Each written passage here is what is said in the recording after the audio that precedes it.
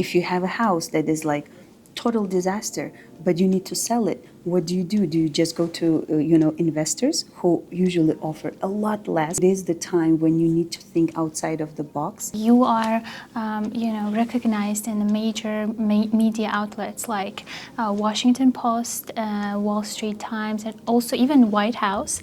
How do you feel about it?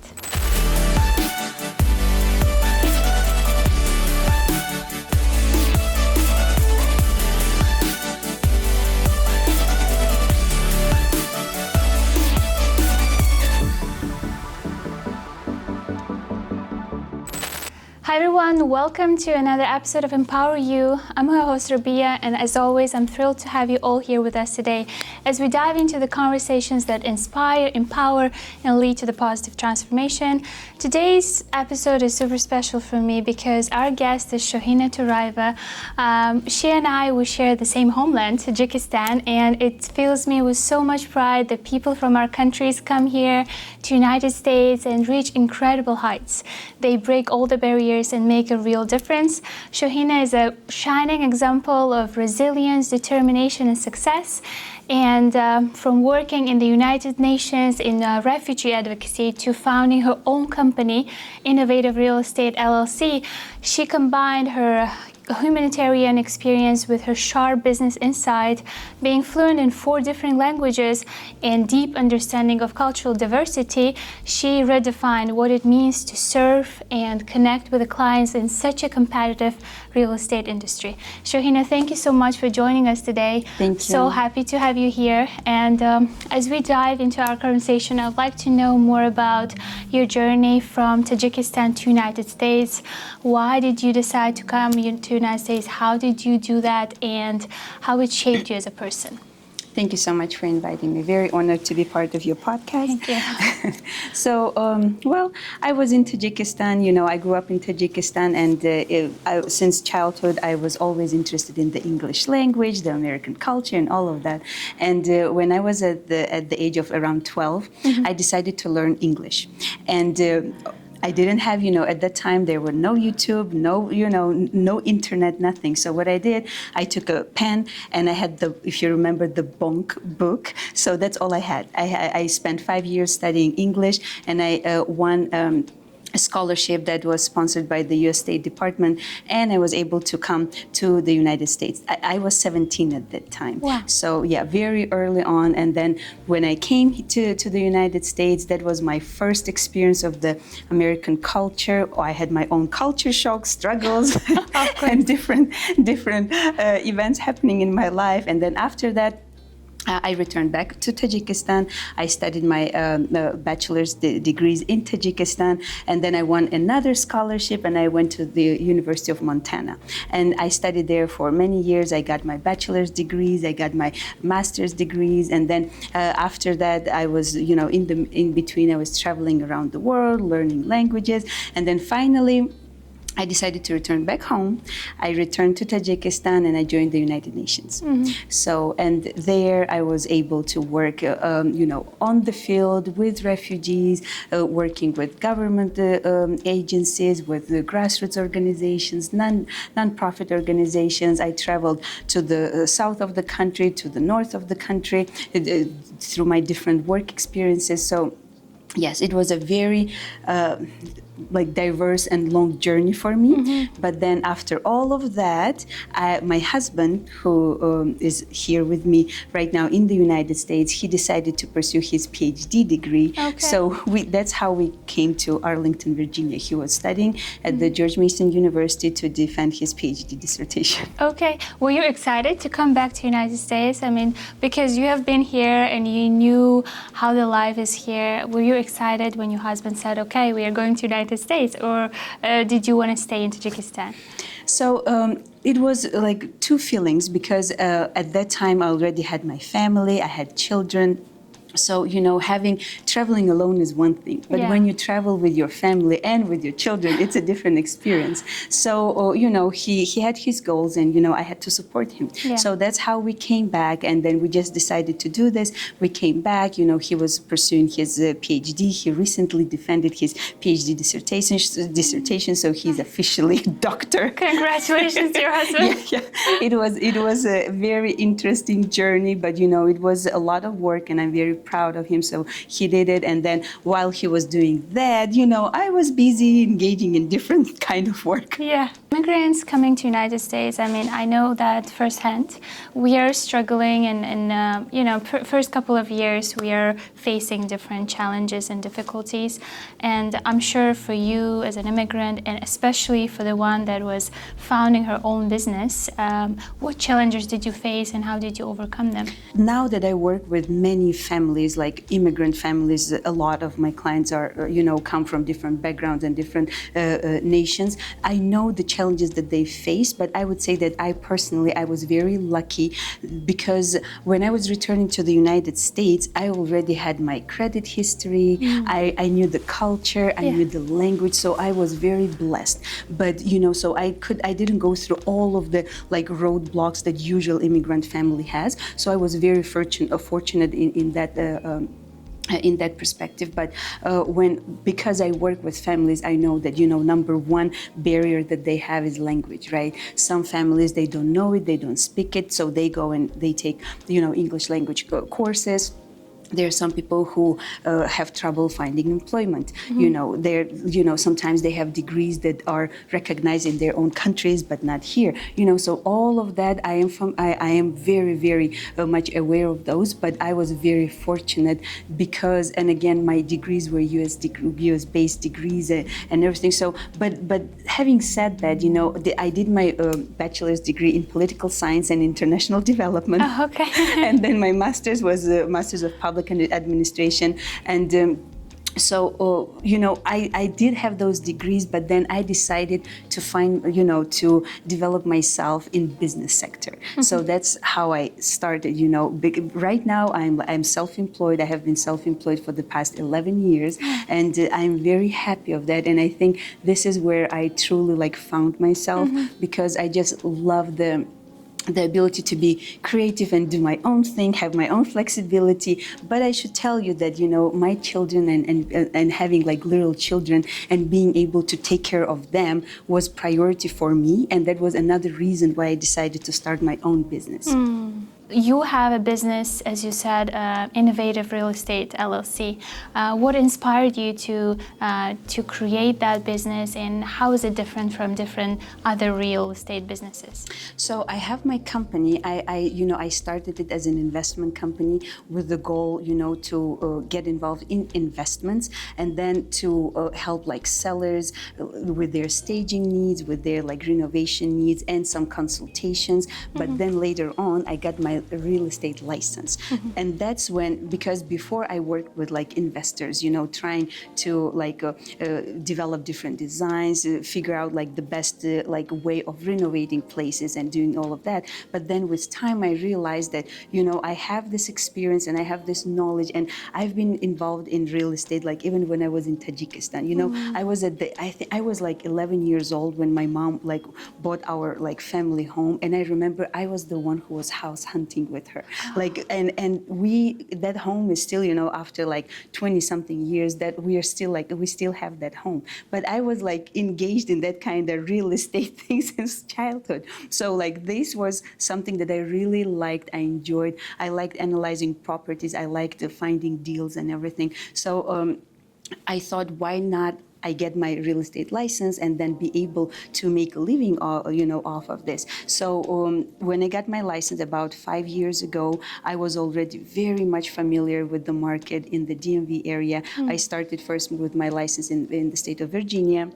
then I studied and I got my license in Maryland and Washington, D.C. So that to be able, to serve all, because I constantly would have people who, they're looking here, but then they were like, well, why don't we go across the bridge and look there? But if I'm limited to one state only, then, I'm here. And I had a lot of like people, my colleagues at Samsung Properties, that's where I'm working right now, that's my brokerage, I would refer them, we would work together. But then with time, now that I had my VA license, I was like, why not get that one? Because when you have one of your licenses, it's easier to get the other one. So, I mean, it wasn't easy, but it was easier than the very first one. Okay, so you have real estate license in 3 states: Virginia, Maryland, and DC. Yes. Wow, that's very encouraging to hear.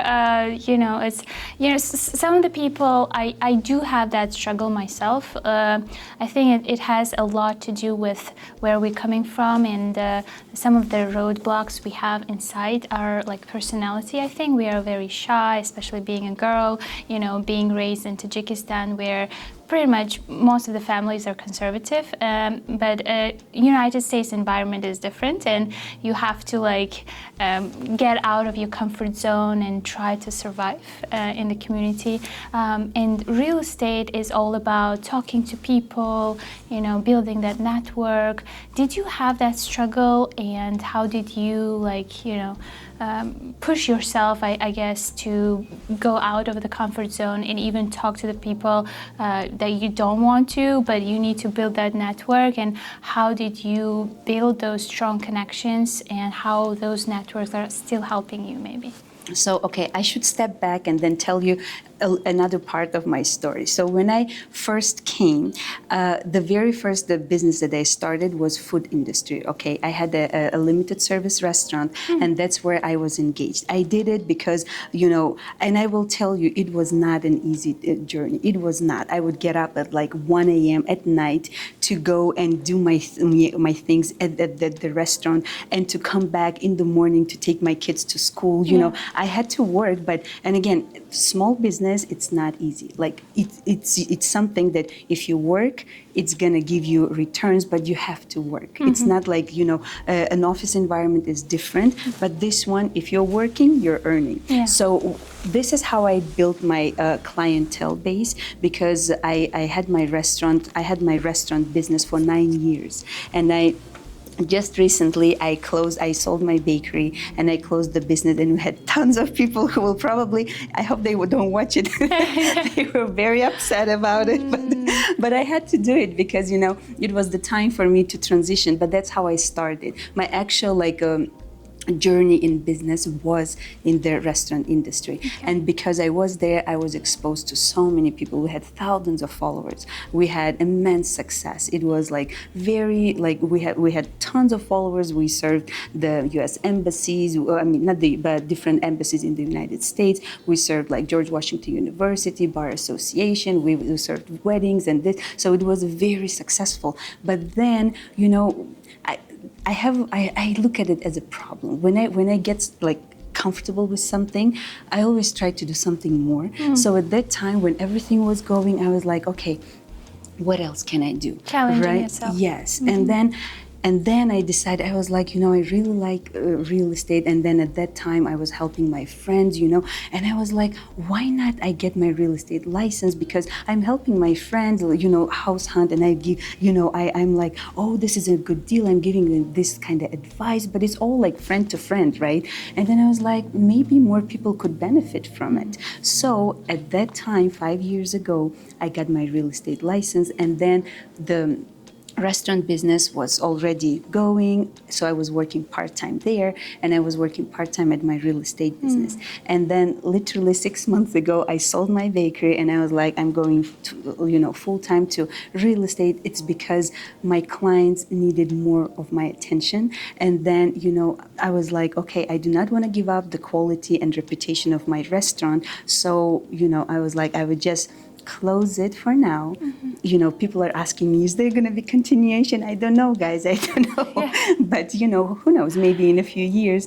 But for now, I just fully shifted into real estate. So at that time, people knew me already. I had a network. You built that network. Yeah, and people knew me, they trusted me, they liked me, and they knew that, if I do something, it's gonna be out of honesty and like willingness to help them. Yeah, no, that's great. I think I've read this in one of the magazines. You are, recognized in the major media outlets like Washington Post, Wall Street Times, and also even White House. How does it feel to be recognized and your work to be acknowledged in those kind of in the big scale, I would say? And how do you feel about it? Washington Post was the biggest shock for me because like that one was like, I would walk on the streets and like people from their cars would honk and they're like, we saw you. And, that was too much for me because like one part of me, one side of me, it's like I was happy to share this news with my mom and dad and my husband, my family. But then when it gets like too much, I'm really shy. Like I don't want that extra attention. So, sometimes it was too much for me. But, I was happy, to tell my dad and, and my mom and make them proud of it. But other than that, and from another hand, now that I'm training myself, like to look at it as, I need this in order for other people who don't know me personally to trust me. Because, there are many people who nowadays people look for everything online, right? Yeah, so if there are many people who like they want to sell or they want to buy, but they don't know who to talk to. And having that credibility supported by those like media, it helps me, because at least they have some confidence like reaching out to me. So from that perspective, I'm like trying, like I need this, this is good, it's okay. But like deep inside, I'm like, oh my goodness, that's too much. I wanted to transition a little bit about like real estate market because I'm also very interested in real estate right now. I'm studying to get the license as well. So I want to know about like what are the trends as we are entering 2025. What are some of the trends in real estate market? What people should know in order to get best of it, and how the current market may be affecting the first home buyers. What do you say about that? So the trends, the National Association of Realtors, they are predicting that the home sales are going to grow in 2025 by about like 10%. So especially in this area, DMV is very vibrant, the things are always selling and people are always buying in this area. So yeah, and the interest rates are expected to stay stable like in 2025 around 6%. Okay. So it is still, everyone now, they have nostalgia of the time when it was at 2%, but I just tell everyone, hey, like it is what it is. And I have some people who they think that, oh, we're gonna wait for the interest rate to drop, but we don't know when and if that's gonna happen. So the trend is that, the prices are still going slightly up, and then in some areas they are dropping, but primarily in the DMV area, homes are selling, people are buying, and then the spring market in 2025 is expected to be pretty busy. And of course, the affordability, concerns are there, especially for first-time home buyers. And I read a report that, multi-generational purchases have increased by like 17%, meaning that like a father and a son are buying together, to cut the cost, and then. So these kind of trends. And then there's another trend that I saw, and sometimes I try to help my clients, friends coming together to buy a property, so these kind of trends, they are existent right now. And I think like it is the time when you need to think outside of the box. And that's why like I like what I'm doing, because the very first year when I started, I already saw that I wasn't okay with, this traditional way of like, here's the buyer, here's the bank, here's the seller, and that's how it's done. But then because sometimes people cannot buy, what do? So we have, I teach people about creative financing. Hey, what if the bank doesn't give you money? Okay, there are ways of addressing that. Or if you have a house that is like total disaster, but you need to sell it, what do? Do you just go to, investors who usually offer a lot less than you can sell it for? Hey, I have an answer for that, and I offer my clients the $0 upfront cost for renovations, which means that, we work with the seller, we come up with the plan, and we renovate the home, and they don't have to pay anything until we sell the home. So it helps them a lot, because we don't even, they're not even charged interest rate, nothing. We just wait, we just first of all, they have to trust us to make sure that, we prepare this home, and then let us do it, and then we sell it while we're selling, at closing. All the funds are distributed to people who are renovating, to buyers, to sellers, to title companies, taxes, everything.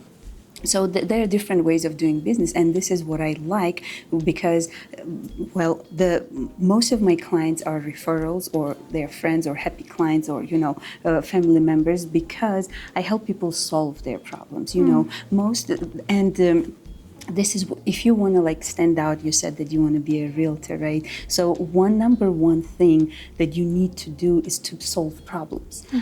Because many people, I have seen some people who are studying, they're like, oh, the return is going to be great, but it's a very hard business. There are thousands of realtors in Virginia, in Northern Virginia, thousands. I'm talking tens of thousands.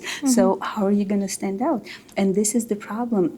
If you try to help people solve their problems, they will remember you, and they will, send their friends, to you, and then their grandma, their aunt, and etc. But you have to be able to find solutions for people. Yeah. No, that's great. I've read a lot of books about it. About generating leads and having customers, and all of the books, they say people and your customers have to see the value. What are they getting from you? Then they will come back and have business with you. So I totally agree with you. You mentioned a little bit about 0% cost for the renovating for the sellers. I just want to know a little bit more about it, because I've never heard it, and I think it's a great strategy. I know most of the investors also, they're buying the house, they're renovating, and then selling it for more to get, the asset, the profit. So when you're offering that, who's paying for the renovation? Or so your company probably pays, they renovate the house, and when selling, are you getting some part of the selling price, or how does it work? No, we don't get anything. So the way it works, that the contractor, licensed contractor, we connect him with the seller, and they agree on a price. All the work is done, and then they're saying, hey, Mr. Seller, you're gonna give us X money after you sell the home.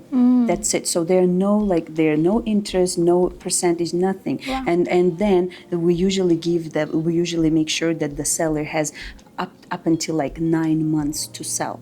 So usually we sell in this area within 1 month. Sometimes it's 3 days, but so that's how it works. So the contractor wins, because they have they do the work, and then they know that if I'm involved, okay, I work with them, right? They trust me, they know me, and they know that if I have it, they're 99% chance that I will sell it.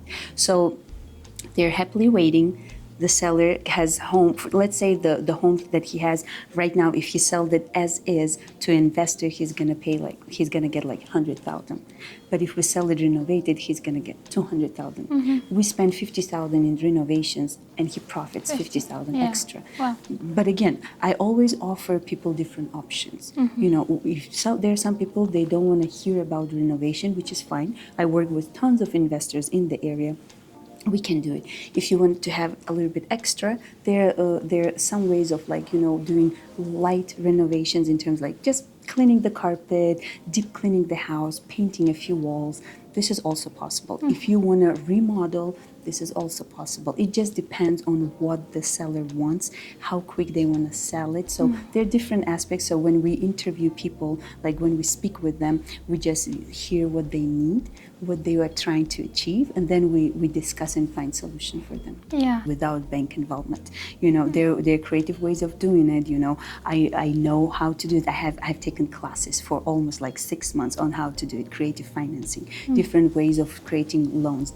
I have this knowledge that, not many realtors have, but I spent time educating myself, right? I read tons of literature, I looked through tons of video like YouTube tutorials, and this, I have done those contracts, I have connections with title companies, where we are right now. Yeah. So yeah, all of that is just all about networking and finding like good partners in this business. And hard work as And well. hard work, oh Yeah. yes. Yeah, like all the successful people, I think there is we all are seeing the end result, and we see, okay, it was easy for them, but we don't know the whole process of the hard work, how they started, how they were doing it, and we should like remind ourselves that whatever we are seeing a successful person, it is just the end result of peak all of the the hard iceberg. work. Yeah, exactly. Thank God, I was very blessed. I had my opportunities, but I used those opportunities. Yeah. Some people, they have opportunities, they never grab them. They never bother. They just go with the flow, and okay, maybe I will transition to another topic that is like very dear to me, which is like first-time home buyers, but who have been renters for years. Yeah. This is something that like I myself, when I see it, and I especially see it with like immigrant communities, families, when they just have lack of knowledge. It's not that they don't want to, they just don't know how. And this is where I come in, and I have helped so many families, like, because people think they have to have citizenship to buy. That's not true. They have to have green card to buy. That's not true. They have to have 20% down payment to buy. That's not true. Like, so all of this like misconceptions that they have, and then they stay in apartments for decades. I know people from Tajikistan, I know people from Ethiopia, from Russia, from Azerbaijan, from different countries. They have been renting for decades, like more. And every time I'm like, hey, like, how much have you paid in rent? Money could go to $500,000 in rent, like, but just because people don't have access to the right information, So that's my role, and like my goal is to make sure that this message spreads, because there are ways of how are you ever gonna build wealth? Like, what are you gonna leave for your children if all you're doing is renting? Like, where does that money going? Yeah. Like, it's just going to someone else's mortgage and someone else's property and someone else's wealth. Yeah. But what about you and your children? Yeah. But what I see, and the biggest mistake, people are doing, like, as soon as they get their apartment, they get their job, money's coming, what they do, they buy the most expensive car. And I'm like, Exactly. Look, I've been in the US back, like, in and out for the past almost like 22 years. Last year was the first time that I bought a brand new car, but only because I got a really good deal on it. Yeah. That's the only reason. I have never bought like a new car before in my life. What I do, I find a good deal on a used car, I use it, I maintain it, and then I sell it at least at that price, or like just recently, even more. But what people do, and when I try to, there are people who listen, and I gladly help them. I help them. There are people that right now they're renting and they're calling me, many people from Tajikistan, and then because they don't know who to go to, and then they have this like limiting beliefs, that, I'm not going to buy until I get my citizenship. Hey, some people live here for 20 years and they don't get their citizenship. Are you going to rent for 20 years? What happens if you get sick? Like, do you have anything? Like, and some people, they're like, well, if I get sick, if I don't pay my mortgage, they will kick me out. Well, what happens if you pay your rent and you don't pay it? When you own a property, you have at least options. Yeah. You're gonna sell it, you're gonna rent it, you're gonna, I don't know, do something with it. But when you're renting, it's not yours. They will come and kick you out. Recently helped a lady. She has been renting in my neighborhood for 7 years. And it took me a year and a half to like persuade her, because To convince because this limiting beliefs, and she bought, and she's so happy. Like, she recommends me to everyone, because right now she had some savings. When she used it, her mortgage is exactly the same as her apartment rent. But it's a better property, and now it's like, it's appreciating. Yeah. So this is something that she can use as her, like, retirement. If she wants in the future, she can sell it, get a studio, move abroad, whatever. She has it. But when you are renting, and Another thing, I already hear in my head, people tell me, oh, there are many people from, religious beliefs that they don't allow interest or like mortgage. So I already hear them, they will probably comment something. There are ways of getting Islamic loan or halal mortgages, so that's also an option. So if you have one of those beliefs and you're renting just because you don't want to engage in riba or interest, hey, there are Islamic banks, and I work with them as well. If you want, there is that perspective, but just stop renting. And I'm always so surprised when I see there's like this trends on TikTok. Oh, renting is better than purchasing a home. And every time I'm like, how? Once I listened to it and I took a pen and paper and I calculated the cost within 10 years, and I'm like, this just doesn't make sense. You don't own it, right? No, it's not. And then and I have like tons of people. They're like, well, if I rent, my rent right now, the interest rate is high. My rent is costing me like $1,000. My mortgage is going to cost me like $1,500. So it's extra. But in 10 years, by the time you're going to, that property that was like 100,000, it's going to be like 300,000, usually, unless a war or something happens. But when we see the trends in this area, in the past like 5 years, the home prices, they have grown at least 30%. I know some neighborhoods, the home prices have grown more than 50%. So, what are you going to do about it? Real estate is the best investment you can ever make, and just wanted to see your perspective in terms of investment. What people should consider before investing in real estate, and what are some of the mistakes they do, and how to get the best of investing? Because most of the people are thinking, okay, I'm investing money, but there are some of the, it's probably not very comfortable, and then I'm losing money. And what are some of the misconceptions, and what advice would you give to the investors? I have this very unorthodox view on this, and there are many investors who would probably disagree with me. But every time I speak with investor, be it my friend, my family, my neighbor, I always ask them, like, where do you live right now? And if they tell me they are renting, I'm like, take care of your family first.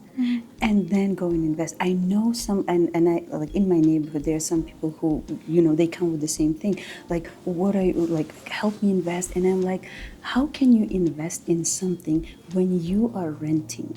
Like, take care of your family first. Make sure you have a place for your family, secure it, like, get on your feet, and then I will help you. But if you are like, what's going to happen with your investment if you get ill and you have a rent and you have an investment? Like, I don't know. This is my view. First of all, my advice to everyone, make sure you take care of yourself and your family first. And then when you invest, and it's the same with like home buying, you need to speak with the lender. Islamic bank, traditional bank, whatever it is, because they need to assess your financial situation, your financial health, to see like, if you have too many debts, okay, maybe you should not be investing. And they will tell you what you need. If your credit score needs to be, improved to get the funds, but you have to make sure you have the funds available first. Second, you need to have a plan B. COVID happened. Many landlords lost their properties because, if something happens, maybe the tenant stops paying. If it's a rental, what's your plan B? Do you have that emergency funds? If you don't, wait. Wait, why are you getting yourself into this? And then the third one, like, calculate all of your expenses and see, maybe investing the money in your own home might be a better idea, because I know some people who have their interest rates at like almost 7%, and they're investing their money elsewhere. So the way I look at it, again, it's not very traditional, but I would always put that money back in my home so that I'm not paying a mortgage of 7% and going and like hustling and then getting another mortgage for 6% and then paying taxes, insurance, all of the emergency funds. But like, why are you paying interest here and you're paying interest here? Like, this is the way I look at it. I always make sure that I take care of my family first, and then I go and like buy 15 apartments. That makes sense. I think you first need to take care of yourself, your stability. You have a foundation, and then you can go ahead and do that. But And I know many realtors and like investors, they have like their own mortgage, like on their own home, and then they have like, they say, I have 17 doors, meaning that they have 17 apartments. But then I'm like, well, do you really have them? You just have 17 loans, you know? That's the way some people do it. I don't do it that way. I don't recommend it that way. Yeah, we were talking about the first home buyers, and I know DMV area is very expensive in terms of houses, because I was doing my research as well, and just pricing of the houses, and like Fairfax area, McLean, Arlington, those areas are very expensive, and when you have that allowance, like, you know, pre-approval, they give you amount, and you understand that the house that you find for that amount is not exactly what you imagine or what you want, because you know, I had that experience myself when the lender like said, okay, we can give you that much, go and look for the houses. And when I started looking at the houses, those were not houses I like. Those are like, I'm like, what? I need to pay this much money for this? I don't like it. And while you're seeing the videos in Texas and all other states, the houses are huge for that amount that you are trying to buy here. The houses are huge, beautiful, and you're like, how am I supposed to, like, of course the work, the, you know, employment here is more, and there are more opportunities, but what advice would you give them? Do they go ahead and buy what they don't like, or how do you navigate those first home buyers? Yeah, I hear that a lot. And I recently, like literally a few weeks ago, there was a client of mine, and he was like, you know, I'm thinking about buying in Texas. Yeah. And I was like, well, go ahead. Like, everything depends on your lifestyle. If you like Texas, like, go ahead and move, because at the end of the day, it just depends what's right for your family, what's like right for your budget. You know, people live, you know, overseas in different countries on top of the mountains. You know, it just depends. Like, if you like it, go ahead and do it. But if you want to be in this area, then you have to pay for it. You know, it's just like you either buy food at, you know, fast food restaurant, or you go to a steakhouse. You know, it's your decision. Yeah. And I have that a lot, especially with immigrant families, because they're like, for that much of money, I can rent this beautiful home. But if I go and get a loan, I have to go and live in an apartment. Again, your priorities. Yes, you're gonna live in an apartment, but then in 5 years, you're gonna probably pay off that apartment, and you're gonna have like $200,000 in your pocket minimum, you know, and then you can go and buy your dream home. This is what I did. You know, when I came, I rented for 1 year, and after that, I you know, we did research. We bought a tiny home. We loved it. It was ours. Yes, it wasn't perfect. It wasn't this. It was small, but it was ours. And then in 5 years, we sold it for profit, and we bought something that's a little bigger. And then in the area that it's just about patience and your priorities. Yes, okay.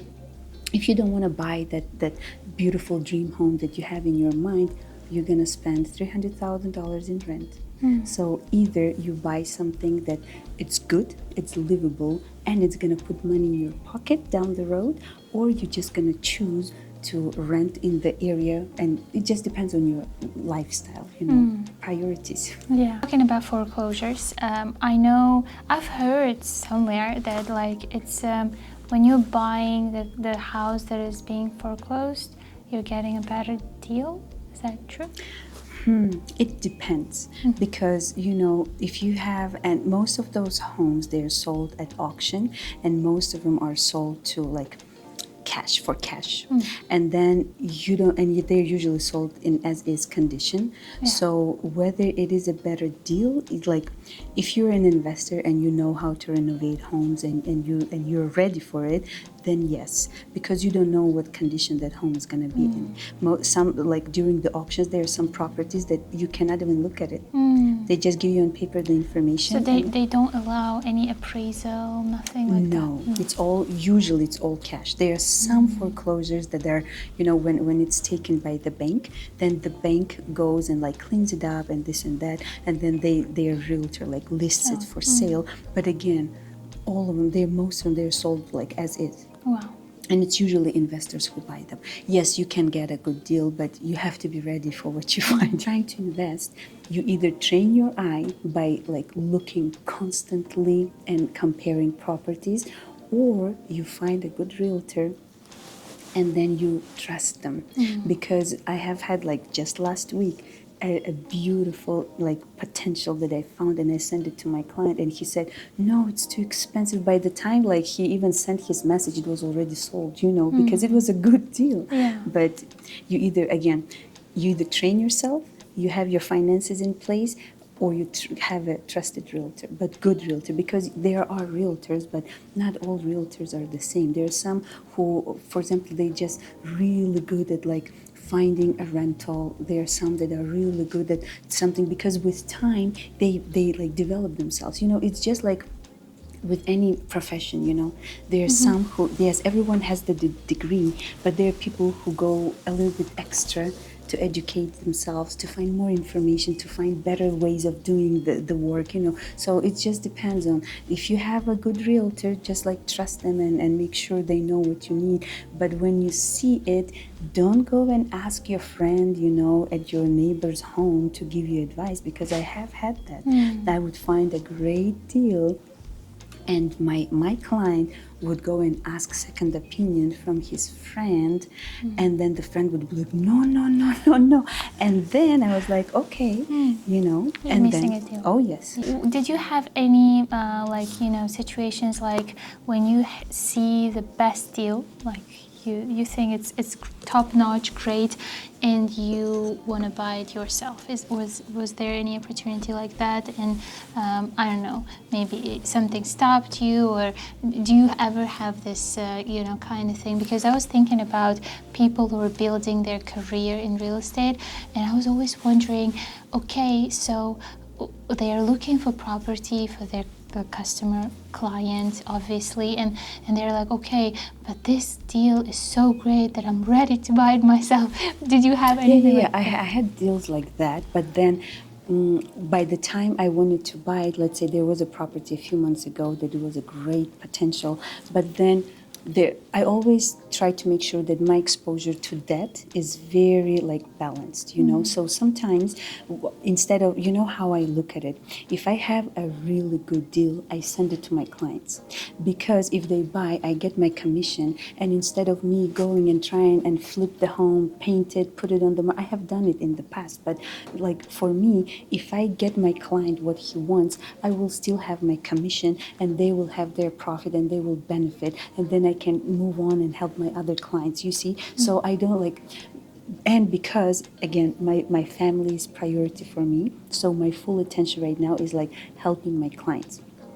When my kids are a little bit older, maybe I will have time to do a lot like more for myself, but right now my goal is purely my clients. I also want to get your personal insight in terms of like, there are probably a lot of real estate aspiring professionals watching us, and I am also the one that like in need of advice probably. So what advice would you give young professionals who are just trying to get into real estate? Connections, networking. As I said, many realtors. Again, like, how are you going to be different, right? What are you going to do? How are you going to help people help? Because every time when you speak with, just yesterday, I was showing this rental to a lady, and she was very hesitant to like speak with me first. But then she, when we started talking, she was like, "You seem like a very honest realtor." Like, I'm surprised. And, I felt bad because I'm like, how many realtors have you worked with, and like, why do you have this opinion? Because people have this kind of experiences with realtors. So like, again, what's your reasoning? Is it just, are you trying to solve problems? Are you trying to help families? I had families with like emergencies going on. Husband had like a stroke, a wife needs to sell there, or the bank is is evicting the family. Another family I had 9 months pregnant. They need a home. They're selling this one. Are you ready to solve those emergencies? Are you ready to help them and like hold their hand and make sure that they're okay? That's a lot involved. And it's not only like you have to know the contracts, you have to know the trends, you have to know the market, what's going on in you, but at the same time, you have to be that helping friend who will be like, be patient, like we're gonna do it, we're gonna make it, motivating people, constantly motivating, supporting them, especially like first time home buyers, they need a lot of motivation and encouragement. Again, it's nothing impossible, but just think, does it match your personality or your goals? If not real estate, what do you think your career would be in? Oh, What industry? definitely restaurant. Restaurant? Yeah, Yeah. yeah. Wow. Restaurant and like cooking and baking since childhood. This Yeah. has been my like hobby. I love it, and I was really good at it. I mean, by the time I became good at it, of course, I spoiled a lot of my mom's pantry. I ruined tons of eggs and flour and butter. But yeah, that was like my passion. That's why when I was home with kids while my husband was doing his PhD, that was something that I loved doing. That was something that I knew how to do. I could control it, and then people loved it. So yeah, if not that, then it would be restaurant. Then you're lucky, right? You use that, and then you're now in real estate, and basically you have been in industries, and that's why that's very inspiring to hear, because there are some of the people. Okay, you're trying this, you're trying that, you're trying that, and you never know your own path, because like more like a conservative view, like of our parents and older people, they think that you have to be determined, either doctor or lawyer and nothing else, or engineer. That's all. There's no other careers. But why not to try, right? Like if you like doing different stuff, you can invest your time. I did research, like when I decided to open my food industry, like to get into my food industry and open my own place, I did research for almost like 8 months, and and I think it's every human being is like that. Over years you start thinking, what is my purpose? Like, what am I good at? Like, what am I gonna do? What if I don't do it? All of those questions. I just started researching, and then I was like, like, let me try this. And I should tell you, my mom was shocked when I told her. She was like, what? All of your degrees, all of your achievements, you're gonna open a restaurant? And imagine, when I opened, it wasn't like a full restaurant, right? It was a food business, so it was very small. My mom was shocked, and then I was like, I'm gonna do it. It was hard, it was the hardest thing in my entire life that I had to do. The hardest, and I'm telling you, sleepless nights, running around, getting licenses, permits, and because every time you do something for food consumption, you need like 10 licenses for that. There will be health department coming in. It was the hardest thing that I ever made in my life. So real estate is a piece of cake. People were telling me, in my bakery, they would be like, "Oh, the real estate might be hard." I'm like, no. Not as much harder.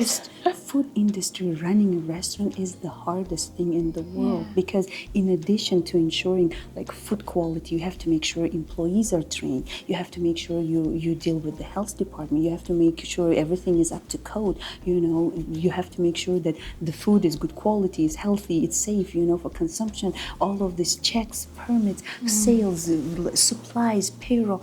It's a lot of work. Yeah.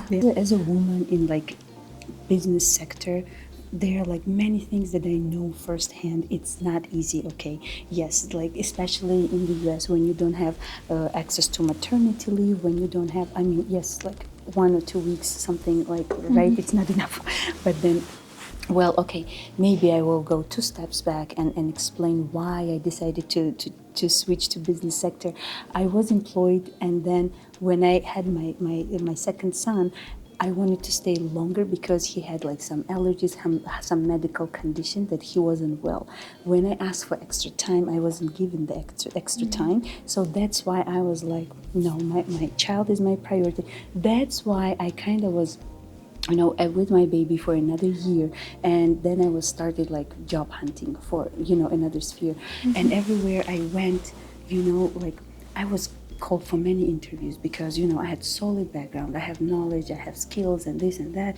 But then the salaries that were offering, at that time I already had 2 children, both pre-kindergarten.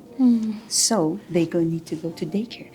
And the salary that they were offering me, I was like, now I understand why so many women in the United States they just like they stop working because they cannot afford to go to work, and then if they have little children, pay for the for the care of their children. So that was the reasoning that I chose to like stay home. But then I cannot just sit home, I had to get like creative, and I started this small business. It was tough, it was rough, but I loved the experience that I had, the exposure. And again, like people, how many hundreds of people were like, where are you from? And then I was like, Tajikistan. I know that, I know.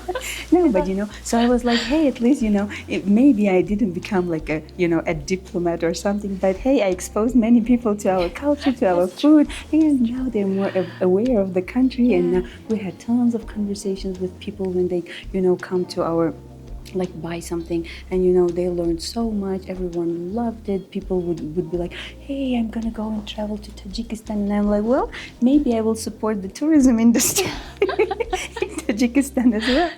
Yeah. No, it seems like you are very, very, like you're an amazing mom, first of all, because you put the kids as your priority. Not everyone like kind of understand the balance between like family, business, career, success and stuff. And it seems like you have a very like organized like set of priorities. Especially in the United States, you have no excuse to say that, I cannot do something.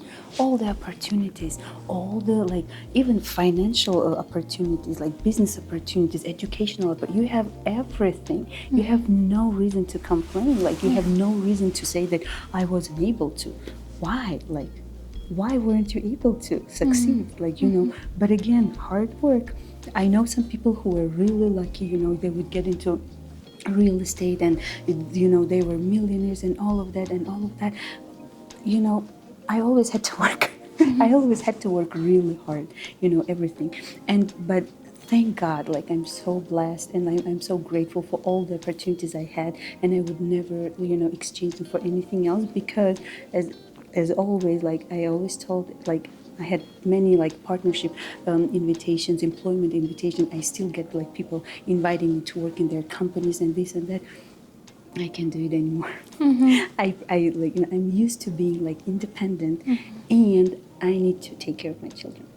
That priority has always been there for me, and at least I'm like, I'm still doing something, but at the same time, when my children grow up, I'll be like, hey, I was there for you, because parenting is very different. Everyone choose their own like way of parenting, but for me, I just wanted to, have as much time possible with my children as I could, but that's my personal preference.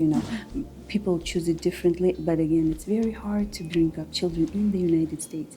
In our homes, we have aunts, we have cousins, we have grandmas, grandpas, and all of that. Here, you don't. So, but anyone who wants to enter real estate career, good luck. You can do it. It's just a matter of like, put your priorities together. Time management is a big thing. There's, again, people flew to the moon. You can do it as well.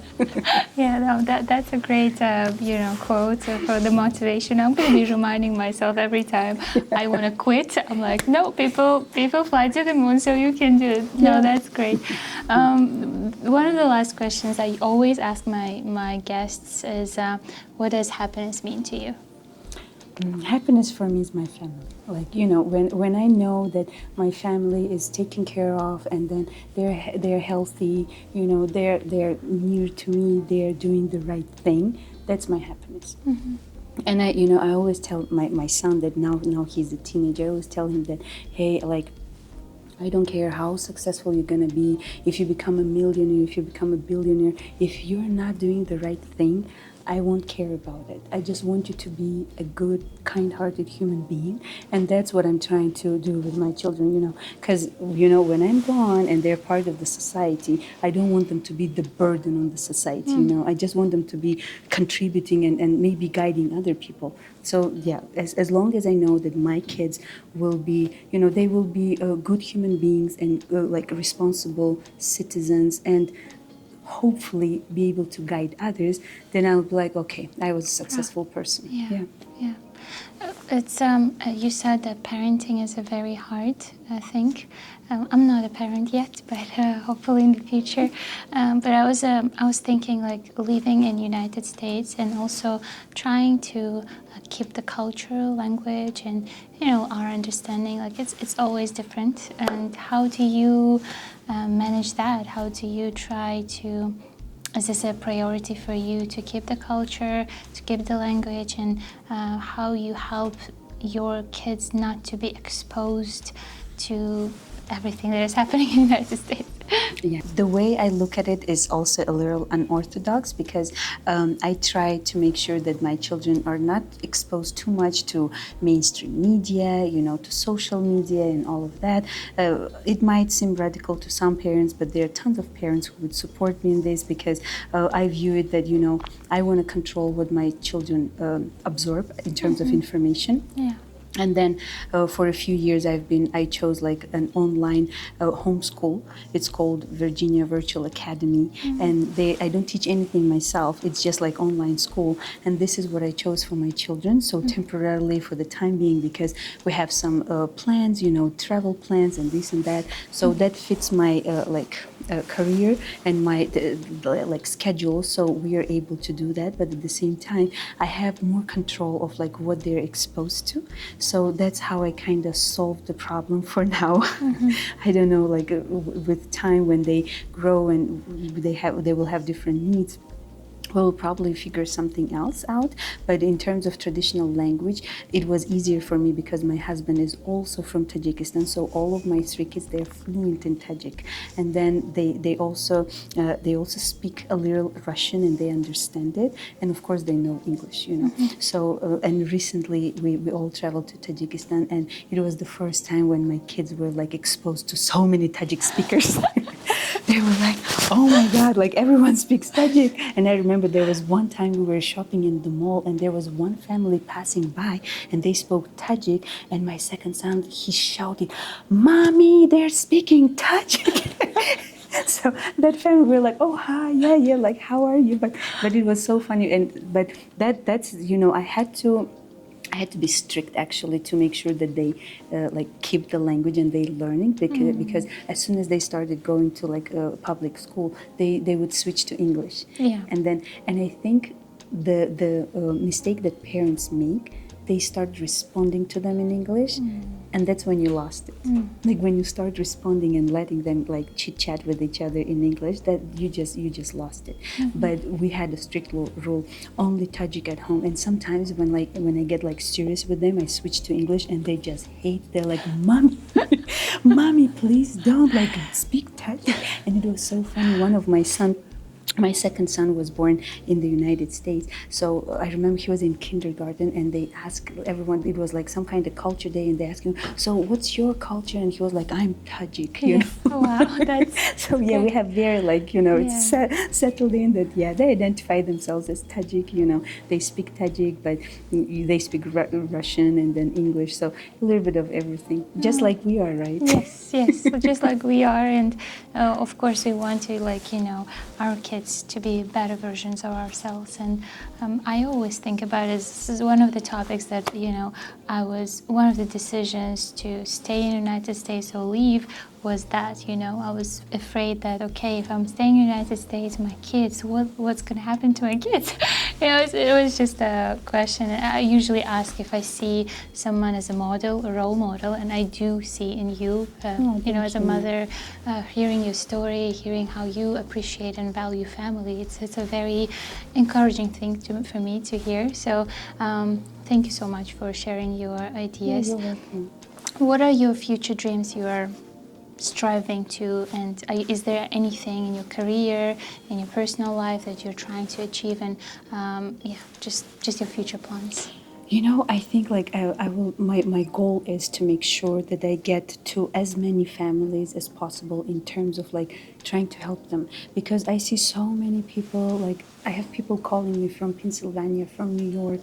Most of them are immigrants, and I also speak Spanish, so I have like immigrant families, like Hispanics as well, and all of them, they have just one struggle, like what do we do to like have a successful future? Like, what do we do to like make sure that we have like some like potential is waiting for us? And that's like what I help them, because for me, if I help them like invest in there and like get their hands on real estate, hopefully, you know, God willing, over like 5 years, 10 years, they will be able to rely on something, you know, they will be, because unless something like, I don't know, a war or some black swan events happens, usually real estate in this area just keeps appreciating, you know. Of course, it's not guaranteed, but it usually does. So that's my goal. And if I can, I help people. I give them information, like where should they go, like what do they do, how they should plan.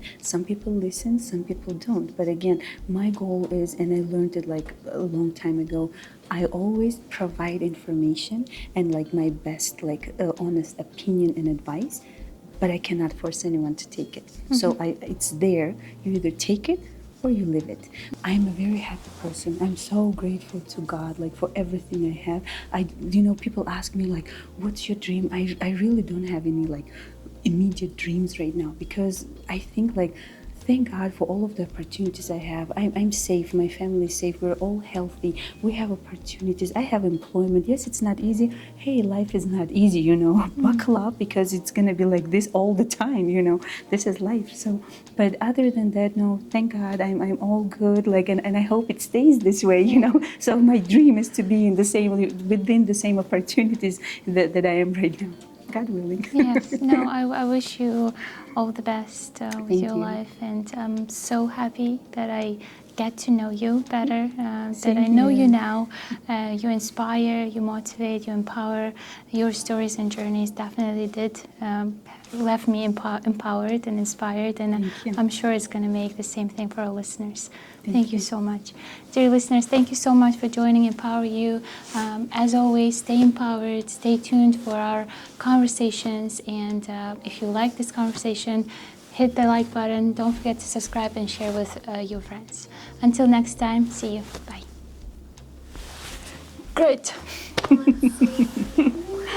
Спасибо большое. Спасибо большое. Это очень классно.